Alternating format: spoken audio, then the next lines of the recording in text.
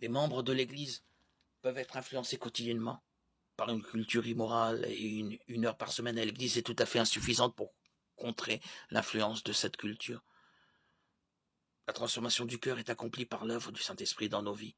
Il incombe à chaque croyant de suivre diligemment le Christ et de faire le travail de croissance spirituelle en faisant des choses telles que lire et étudier régulièrement la Bible, passer du temps avec Dieu dans la prière et fraterniser avec d'autres croyants en dehors du simple fait d'être assis, assemblés au service religieux du dimanche matin. Philippiens 2, 12, 13. La présence à l'église est vitale, mais vivre la vie chrétienne, c'est bien plus que d'aller à l'église chaque semaine. La norme du monde est celle de l'autopromotion, de l'estime de soi et du culte de soi, n'attribuant de valeur aux autres que dans la mesure où ils sont prêts à nous idolâtrer comme nous nous idolâtrons nous-mêmes.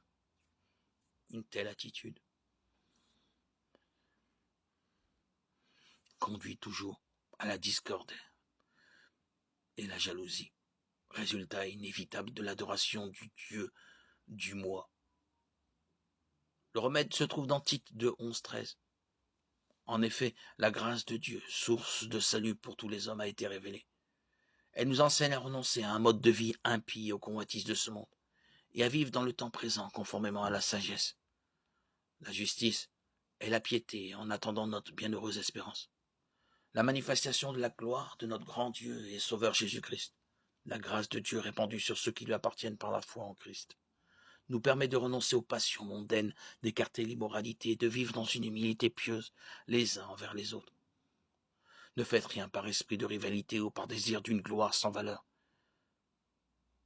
mais avec humilité. Considérez les autres comme supérieurs à vous-même.